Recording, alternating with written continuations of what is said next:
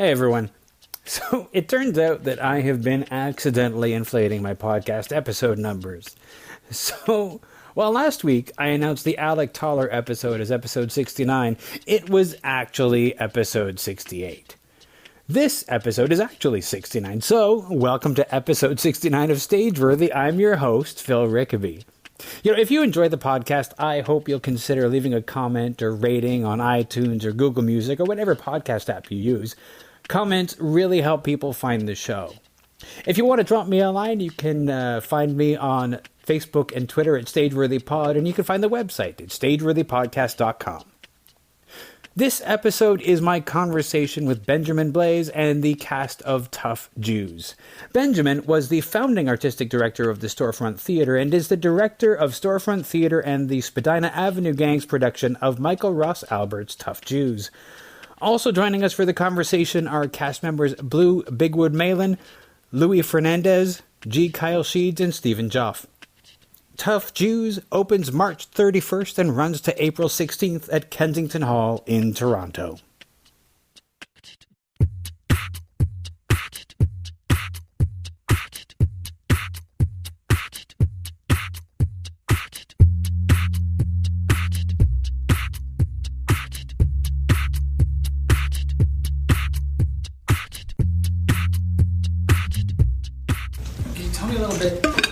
About Tough Jews? About the play or about a bunch of Tough Jews? Well, let's start with the play. We can talk about actual Tough Jews later. Well, this play is a world premiere production of Michael Ross Albert's. He's a playwright, a young playwright here in Toronto, and he's published. He studied in New York. This play he's been workshopping for about 8 years. I saw a reading of it, maybe 4 or 5 years ago, when it was almost an hour longer, and I saw that it had something really interesting in it, something very compelling, and I was fascinated by it, but it seemed so far away. And then, I started to get to know Michael a little bit more. We were doing more productions. Our machine became more efficient, and so I felt like this was a really good time to bring this play to light. So it's always been in sort of the back of my mind, like, that's a really cool play about interesting stories that happened in our backyard, our history, Toronto's history. It'd be great to see that play done. And then when Michael submitted it for the Storefront season, I was like, this is gangbusters, great. And then he called me and asked me if I would be interested in directing it, to which I was incredibly honored. So I jumped on it. Mm. Yeah. Was it the stories, like this part of Toronto's story that you didn't know before? Is that what you saw in it, or was there something else that sort of, like you said that you saw something? It was that quintessential gangster story that we hear often happening in Harlem or New York City, but it was here in our world and in a place like Kensington Market, which I have lived in, I have worked in, right? So and always seen such an eclectic and fascinating spirit in that neighborhood, that it was such an exciting opportunity to be able to explore one of those stories. And I honestly feel like we as Canadians, we have so many of these great gritty stories in our history that we tend not to tell. The CBC shies away from it, and yet they're there and they're luscious. So it was I was really excited to be able to dive into it and flesh out this story and these characters. I think it's one of those Canadian things that we don't like our own stories unless they're told to us by somebody from outside. Right. But this story is this is a downtown Toronto story. Is it the 1920s, 1930s? Yeah, the first act takes place in 1929, and the second act takes place in 1933. Both times in our history where there was crazy things happening in our city, some of which people don't even know about. In the second act, incidents, the story surrounds the incidents at Christie Pitts, the riot. Yeah. And when talking to some people about the play, they're like, "What riot in Christie Pitts?" And it's so wild to me that something like that had happened. Hundreds of people rioting for 3 days, and now we don't know about it anymore. But it's funny because if you talk to anyone in the Jewish community, they'll be like, "Oh, yes, the riot," and everyone's got a story. Right. Yeah. What is everybody's at the table? Everybody's connection to the story. Like, I don't know everybody's background because it's a play about tough Jews. What's the connection that everybody has? Does everybody have a grandmother? Something like to me, I'm the director of the play, and I'm not Jewish, but I am ultimately fascinated by the cultures of the world, regardless of what they are. I have a ton of Jewish friends, and I've been invited to seders, and my connection to it is the people in this family, and so it has nothing necessarily to do with the cultural aspect of who these people are, but Jewish people love stories, and this is a great story, and so it all kind of ties in. Sure. But yeah. Go around. Yeah. Well, my family, one side of my family actually were Jews from Eastern Europe that fled the pogroms and came to Canada in the early 1900s. They went to live up in Kirkland Lake in Northern Ontario. So my connection to this show, and I think a lot of the anger and the desperation I got through just talking to my relatives, my dad, my great aunt, and some of the hardships they had to face. A number of them were actually involved in small-time crime in Montreal until they managed to make a business that was profitable enough and then sell it out and then move on. And now we're the kids of those people who grew up in these very desperate circumstances. I mean, my dad used to work in a coal mine when he was 14 years old and got beat up all the time because he was the only Jewish kid. So from a young age, I was always told those stories about just how desperate things were for them. Yeah, I'm the fraud in the show. I don't. You're not the only one. Yeah, but so I'm not actually Jewish. But what's interesting to me about the story, which I'm an actor as Italian Portuguese background, and for me, I always want to play. I guess that's when I started an actor. I want to play characters like this, like mafia characters, which got me into acting in the first place. And then the first chance I get, it's the Jewish mafia, not the mafia, which is interesting. But I do think that what's weird for me is that I still feel very connected to it because my own father is from Portugal. He's an immigrant. And the stories that surround this play about sort of like growing up in a place that doesn't accept you. My father used to be in like the way he tells it. I'm not sure how accurate his stories are, but he was he didn't speak a lick of English, and he was like thrust into the school system in Toronto, and he wasn't even sure necessarily he'd be made fun of. I'm sure he was, but people would talk to him because he didn't understand them, would just start a fight. Like he just fight them, and so his whole experience is like it's so similar to a lot of the stories in this. So I don't feel like I'm completely out to lunch, but that's definitely what drew me to this play. Yeah, for sure. My family's Jewish. My mother's side ended up in Montreal by way of Shanghai because when we had to escape the pogroms and everything, everyone kind of went in every direction. So we ended up in Montreal from kind of like Poland, Russia, shtetl area. And then on my father's side, we ended up in Mexico, actually, because at the time Canada really didn't want very many Jews, and neither did America. But Mexico was pretty much down to take whoever wanted to come by. And then my parents ended up meeting in Montreal when my father was in medical school. But yeah, I mean, in so many ways, this story, it's a Jewish story, but it's also primarily, it's an immigrant story and it's a family story. It's about this family of people defending their home. I don't know. So that's kind of my relation to it. I got roped into it because Ben talked me into it at a party. I was very drunk. He goes, "All right, lights up, bang! You shoot someone right there. End of Act 1." Well, I shouldn't give. Don't give it away. I actually also got cast in this show at a party with Ben drunkenly grabbing me and pulling me into an alleyway and being like, "I want you in this, okay?" Yeah. Better than an audition. Well, definitely. In a way, like when people are in repose, I get to watch them. I get to watch them work a room, and I get to watch them as creatures exhibit themselves in a moving and real space. When you when you host auditions, it's such a facade. Yeah. People get on my radar from the auditions, but I usually will approach them in casual settings where they can't fight back. Where they can't fight back. But also where you see them as they truly are, and I see things in them that I'm like, okay, well, this is what we want, in the play, the play that we're doing where we pretend like it's real life. So I want you to, this is this guy over here.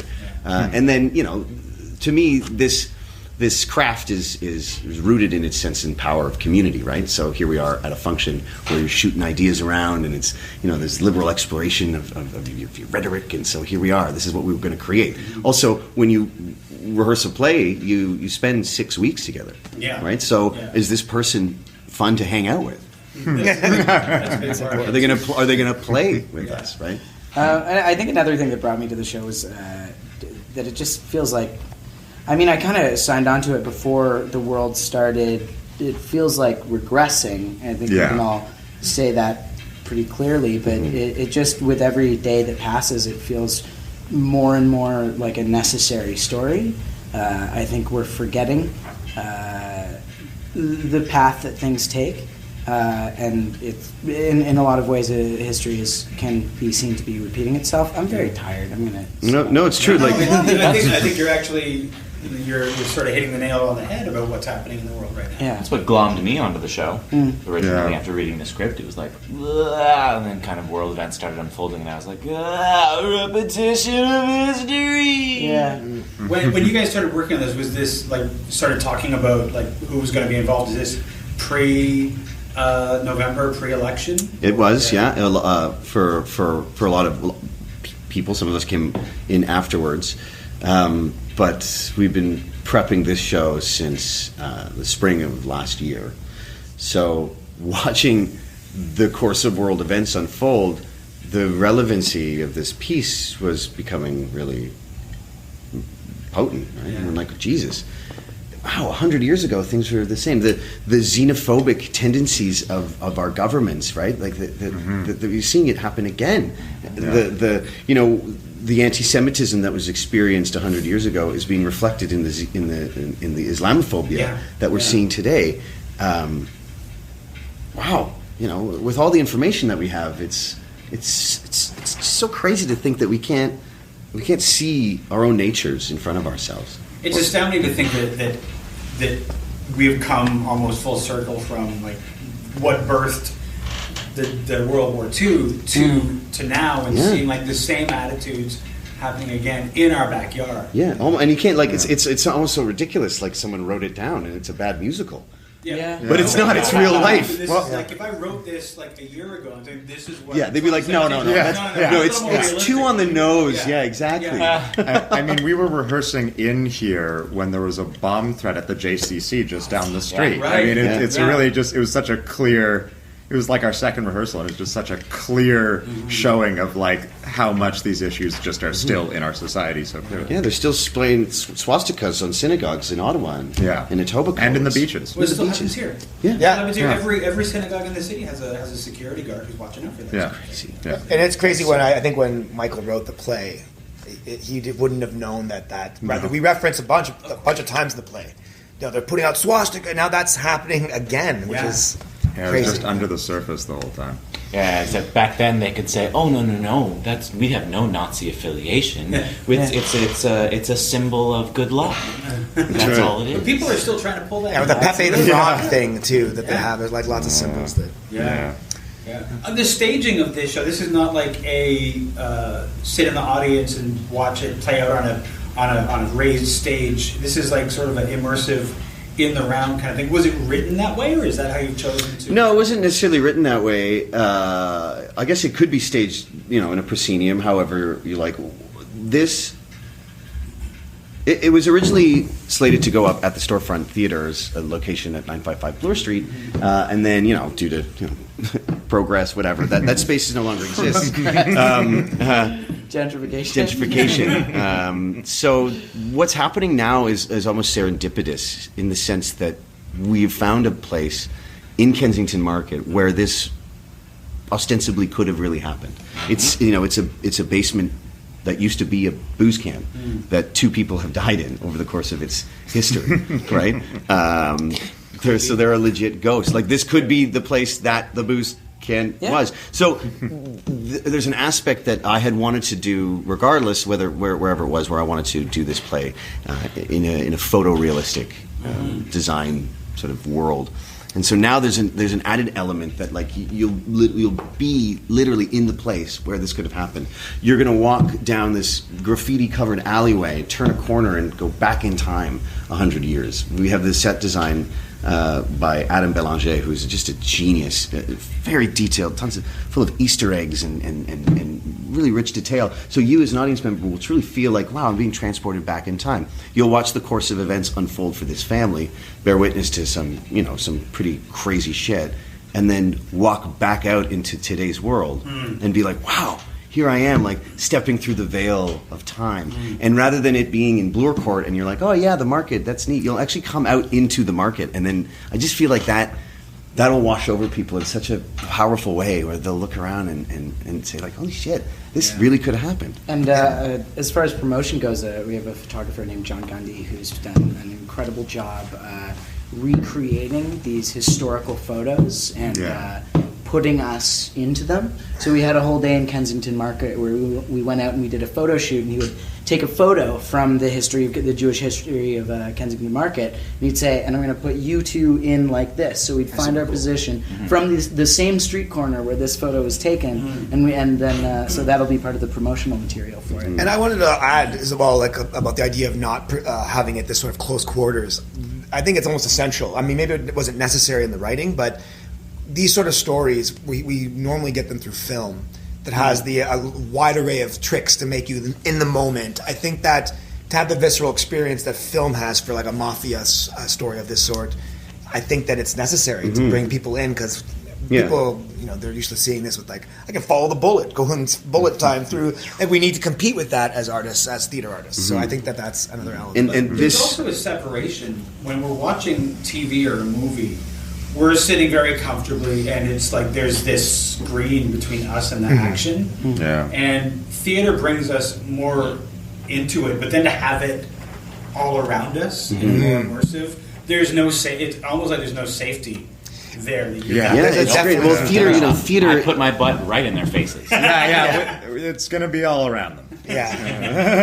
There's you hit the nail on the head. This sort of immersive quality that we want to create. I was saying to the designers, I want the audience to literally feel like flies on the wall, and the strange footprint that we have in this space is forcing us to stage it in what I guess you could call a thrust formation. It's not quite around, but you will be, like, really close to the action, which does allow the players to capture a more filmic quality with their performances, which also allows them to sort of to play in the nuances of what's going on. The subtext can really live. It doesn't have to be so telegraphed. And I think that if it was sort of removed, a little further removed, the piece wouldn't have as much power, because you'd have to telegraph so much more. Like these guys, they don't have to yell. They don't have to. It can be like watching a movie, because you're so close to them. And also, as you say, it's true, like in the medium of film, when you're so far removed, it's a passive entertainment. Like theater, part of its joy is that you, as an audience member, are complicit to what you see on stage.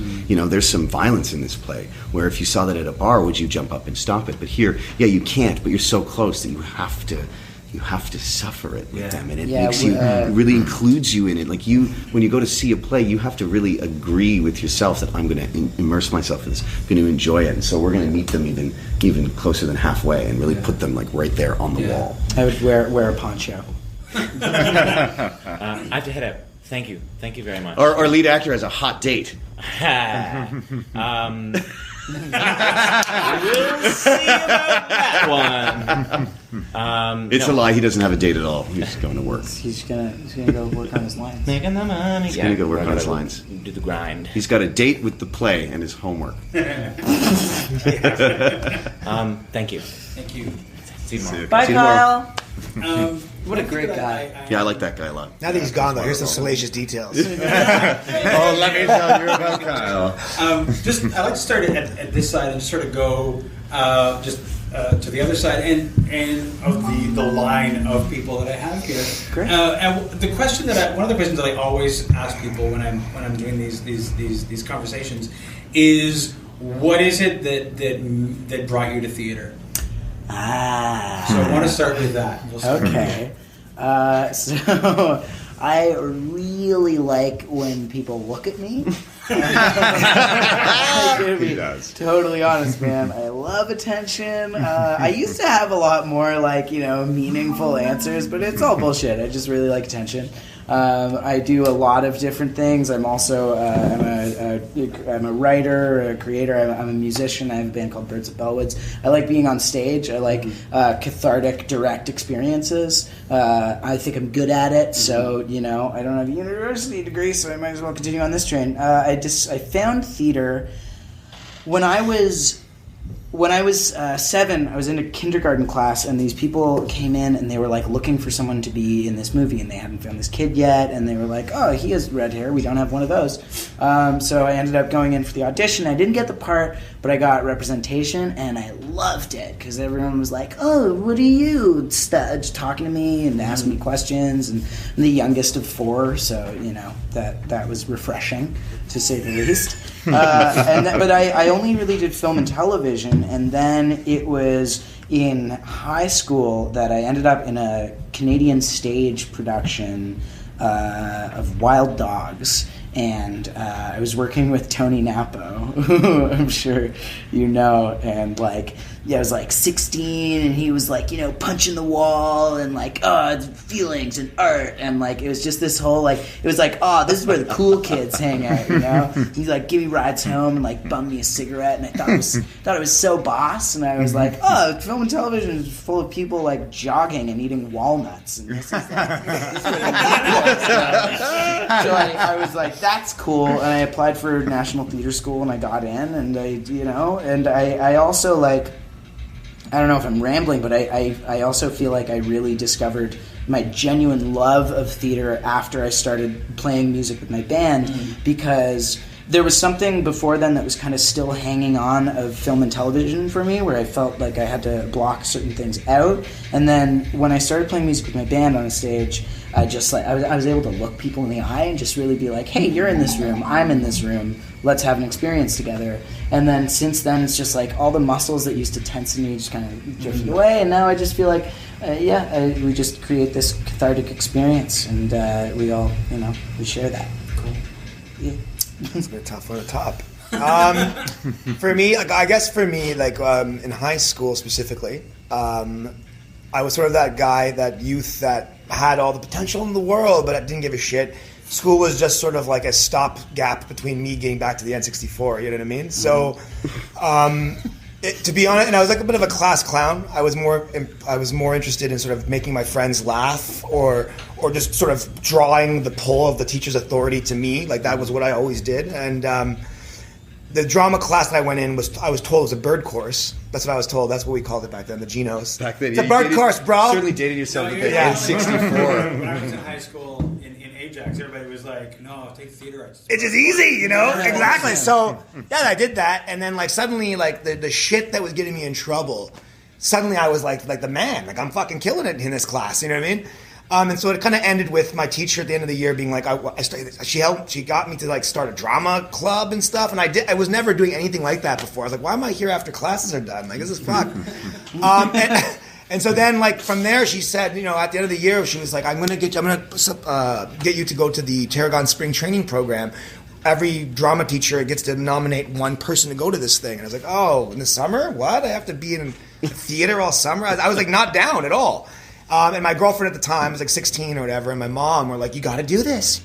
You were selected. You were chosen. I was So I went into the library, and I got a monologue book, and I picked a monologue, and I didn't know who wrote it or where it was from. And I went to Tarragon, and Tarragon's this fucking, it's stately to say the least. And then I was this big fucking wooden door, and I was I'm not doing this. And I was going to leave. I legitimately was going to leave. And then I got sort of door swung open. Are you here for the auditions? I was I guess. And then I went in. And there's this guy, I think his name is John Winters. I don't know if he's still an actor, what happened to him. But he's just like this like prototypical actor sort with like the long mulletish hair and like wearing a black turtleneck. And he had like a portfolio, which like I was like, what? Like, and he was just the most confident guy in the room. And he's just like, yeah, this will be fine, man. You'll be fine. Goes in, he's screaming, banging on the wall. I don't know what the fuck he was doing in there, but I knew he was going to get in. And then I went in and I just fucking had the worst audition of my life. I blanked. The woman was like, so Sarah Stanley. And she's like, so what do you play any instruments? No. Do you sing? No. Have you been in production before? No. Have you ever been in a film? No. I was like, okay, what's your monologue? I'm like, do you know who the playwright is? No. What's it from? It's from a monologue book. Okay. Okay, we'll go. And so I'm just like, I'm standing there and I blanked horribly and I did it again and blanked and did it again and I blanked. I started to get real mad. I was like, fuck! Like I was screaming. I was like, no! And like, okay, calm down.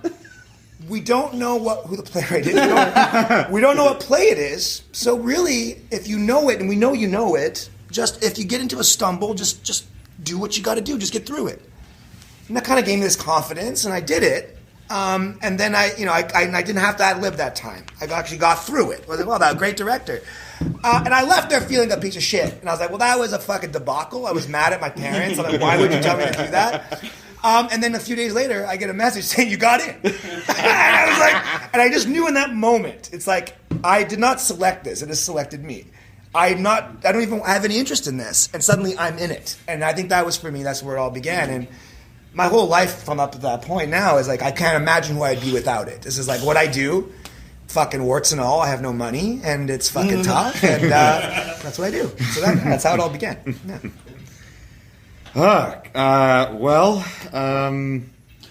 Blue just wandered in here on the I was sleeping in the studio and they just kind of found me here.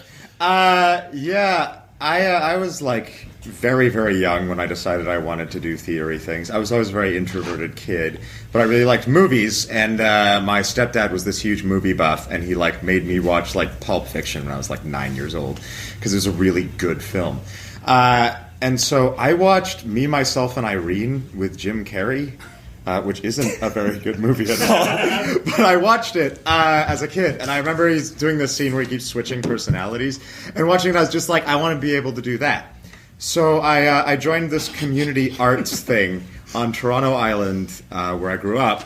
And it was like stilt walking and like Carabana-style art. So my first role ever, I was a fish on stilts. I had this big fish hat that I made, and I'd walk around on stilts for a couple hours. And then from there, I like got into an improv club on the island. I went to Rosedale Heights for the arts. That's where I went. And no shit. Yeah, I did. Went for my final year. It's a good school. I got into improv really in high school. I had always liked doing stage stuff. I just sort of found my way into improv.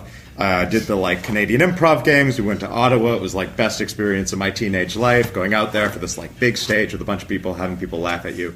And they had a good drama program there as well. But I like never landed any big stuff in high school, anything like that. I was getting all prepped to be an engineer. And I was doing all of the proper math courses and everything like that. And then the time came for selecting a university program, and I talked to my drama teacher, and she was just like, I don't know, I think you could do this and you won't regret it, and York has a good program, and both my parents taught there, so I got to go for free. I'm still paying my York degree right now. So I just kind of selected it. I didn't audition anywhere else. I just auditioned at York, got in, and then went through that whole program, and now I'm here. Nice. Benjamin.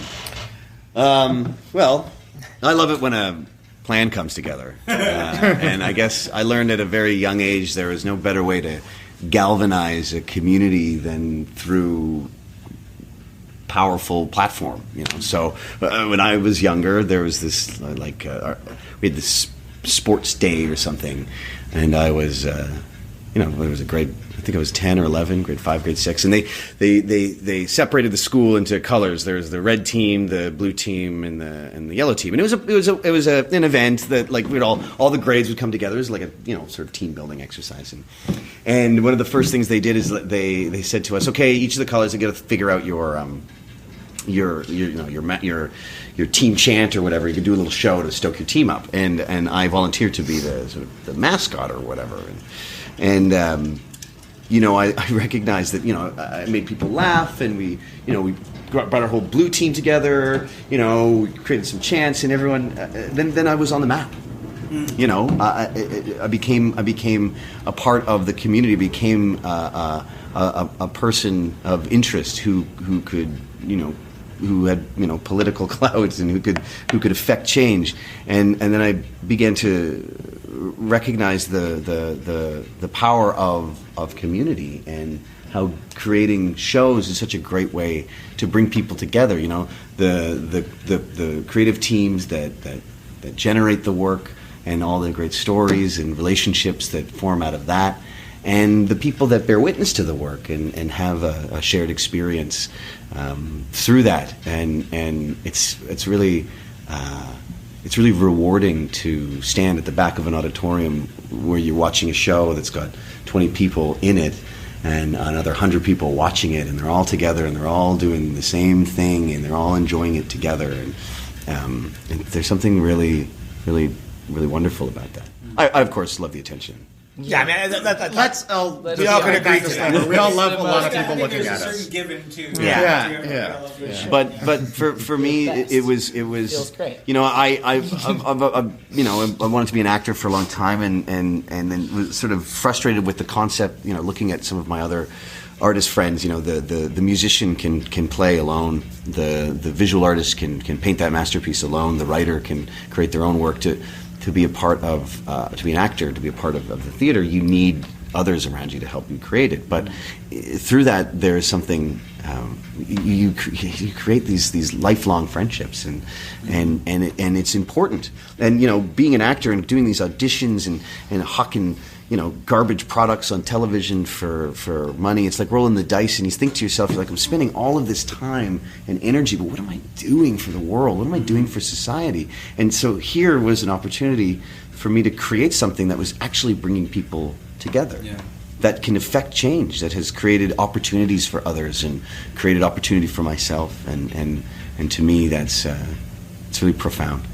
One of the things that Storefront has, I think, done is create a great venue for communities to form, with the Sing for Your Supper, and just the indie artists that come together, and a number of the other the playwrights unit and things like that, just to put all that together. So I think that you found like the successful. Totally. I mean, I created all three of those things. Sing for Your Supper was generated because I wanted to create a collaborative networking environment. I was a young artist. I wanted to meet more young artists, and I had been to a number of readings where, you'd read this play and then it would be adjudicated in this really sort of formal way, and people would walk away without knowing each other. So we created that event. It was also to create a monthly event that would sort of keep us on the radar, because at that time we were only producing maybe 1 or 2 shows a year. But then I recognized, by creating this community event, we'll be able to announce our projects and always check in with people. The Storefront Theatre was birthed out of not necessity, but I wanted to put on a show. There was a show I'd never directed before. I wanted to direct a play called Wait Until Dark by Frederick Knott, which is this gripping thriller. And it was in our MO back then to go and sort of pop up in these locations. It was cheaper for us to do than renting a theater. Plus, you could have your own sort of stamp on the city. We built this place, and we used to set up and then disappear like the circus. But in the case of the Storefront, we built this. We ran the show. It's very successful. More artists were like, "Hey, what is this place? I want to create here too." So I recognized an opportunity for the community. So I turned to the group and I was like, I think we should change our model and create some roots, create an HQ, and so we did that. And then the playwright unit again was created because as we were presenting work in the Storefront Theatre, we came to realize that what we needed to do was to begin generating the work, really fostering the social capital here in our city, right? You wrote a play, great. Let's take that. Let's give it credence. Let's give it shape. Let's give it validity, and then put it up into the world. And so all of those things they grew organically, but they grew in from that place of let's bring it together. But let's all bring it together and then remind ourselves that this is a legitimate thing. You guys all went to theater school. You paid a lot of money for it, right? These are marketable skills you have. It's hard because you can't do it alone. it's hard to take that step from like just doing shows in your backyard for your friends and family to doing it for people that regard it as actual product. Yeah. To remind the actors, remind the artists that like what your work is valued. Mm-hmm. You know, we're sort of in a corner, we as artists, because we have it inside us. We need to create, so we'll do it anyways, and it sort of undercuts us. Yeah. Right? Mm-hmm. So it's important to find like-minded people who want to help you actualize yourself and say, yes, this is worth it. Yeah. Yeah. And in a way, if I can go off that, like the sort of "if you build it, they will come" thing is so true. Because I think that all these things start with I have an idea and I want to, and then suddenly you open up a space. And you realize that you need it, and so does everybody else. And I think that was like the most telling thing. I did the Unit 102 space in Parkdale, and it was like I had no designs when opening it to make it like a hub for the community at the time. It just I simply wanted to have a place to do my stuff, right. And I was shocked at how desperately it was needed. Mm-hmm. And I think that's what all the storefront theaters it's about. It all starts with, I have an idea, and then suddenly you realize so do a lot of people, and they need someone to do it. And I think that I don't speak for you, but I'd imagine like when I was doing it, it was sort of like you doubt that people are doubting you before it happens, but then when it starts to happen, it snowballs, and then people don't start to like think it's a wild idea anymore. Now it exists. Yeah. Mm-hmm. It just takes the balls to say I'm going to do it. Mm-hmm. And that's the only and follow it through, right? Yeah, exactly. Mm-hmm. It ain't easy. If it was easy, everybody would be doing it. Yeah. Also, I mean, there is a hunger for space. Yeah.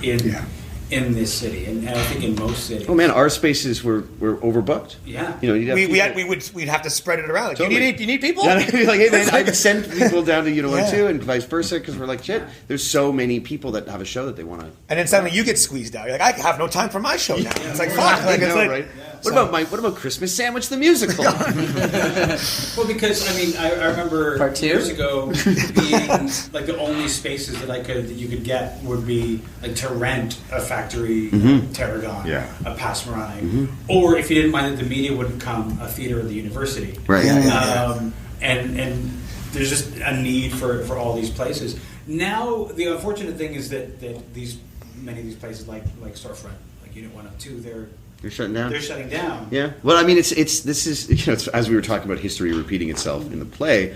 The history repeats itself in the microcosm of our city. When I was coming up, and the reason why we were doing these sort of site-specific shows is because a number of these indie spaces had shut down. We're standing in the old Poor Alex Theater, right? That had shut down. The Art Word, which was down at King in Portland, shut down because they put a condo there. Mump and Smoot had this great place. I remember that place? Yeah, above a lighting fixture store on DuPont, shut down. Like all of these tiny little spaces shut down. So again, the only place to rent was the Tarragon. It's too expensive for a nascent company. And nobody's going to take a risk on them. The media's not going to come. We didn't want to spend more. Like the first show I put up, I think cost $800, right? And so that, I feel like that's going to happen again. And there's a new generation of young people. I mean, I don't want to sound like I'm tired, but like, but we've done that. We put a good run in. We reminded people this is important. You guys need spaces. And already I know that there's a number of people who are popping up spaces, and it'll grow again. And what I think needs to happen is that there's a glut, and so that we're forced to recognize the value. It's happening to the music industry too, right? They shut down the Silver Dollar, the Oak Room, or the Holy Oak. They shut down so many. Central, Soy Bomb, the Hoxton, all of these places where artists are able to cut their teeth are gone. That being said, the artists, it's not like the artists are toothless now and they'll just gum it up till the end of. No way. No, they're going to start playing on street corners, rooftops. They're going to start carving it out, and it'll help separate the wheat from the chaff, because the people that really need to create will create, and that work will be good. It'll come from a place that really needs to happen. There will be no laissez-faire. It's sad though, because I just did a show about Parkdale, and what was sort of gleaned, because we had to do a bunch of interviews for this sort of project we were doing, and the artists go somewhere because they need to go somewhere. and suddenly they're the seed that brings gentrification. Like, somehow you're exactly. responsible for fucking this area up, although it's this weird cycle. It's a poor neighborhood, and then it's an arts neighborhood, and then it's a cool neighborhood, and then it's a rich neighborhood. Exactly. Yeah, and it's a snake eating its own tail. Yeah, exactly. Yeah. That's happened in Parkdale. It's happening in Hamilton. If you've Yes, seen what's happening I have a bunch of in friends who've Hamilton. gone down there. Yeah, I know a lot of people who've gone there, and Hamilton is saying, art is the new steel is their unofficial motto. But that's just for it's just for now. Yeah. Until the rich people come back, and then those people can go away. It's just because that's what happens in every neighborhood and every place. Totally. It does that, and it's just part of the cycle. This play, Tough Jews, it opens when? It opens on March 31st and runs until April 16th, Wednesday through Saturday at 8 p.m. And then we have a Sunday matinee at 2 p.m. Cool. On April 5th, I believe it is, there's a walking tour that is coupled with the show that you can purchase. So I believe the Kensington Historical Society will walk you from, I believe, somewhere in U of T through around Christie, walk you through all the spaces that we talk about, and it'll end at the show. That's awesome. Yeah, That's awesome. So that's something you can find out the information on the website. It's thestorefronttheatre.com. www. I believe. I hope so. Well, thank you so much, you guys. This has been a lot of fun. Thank you. Thanks for Thank you. having us and meeting the Wolfmans. Yeah, Stern. The Stern, He's right? a cousin. He's the cousin. He's a cousin.